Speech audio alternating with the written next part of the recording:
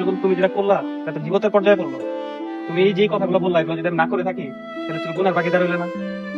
সামনে এক কথা পিছনে এক কথা বলা তো ঠিক না বললো। মানে আমি না বলবো আজকে বললো না, আমি সবই শুনছি। তুমি আমার সামনে এক কথা বলো পিছনে আরেক কথা বলো, এটা আসলে বলা উচিত না। আর আমি যদি তোমার এই গুণের জন্য আমি মাফ না করে তুমি আর কখনো মাফ পাইবো না। বন্ধু আমার আসলে ভুল হয়ে গেছে। না না বন্ধু, আসলে এটা আমরা সবাই করে থাকি, এটা আসলে আমাদের করা উচিত না।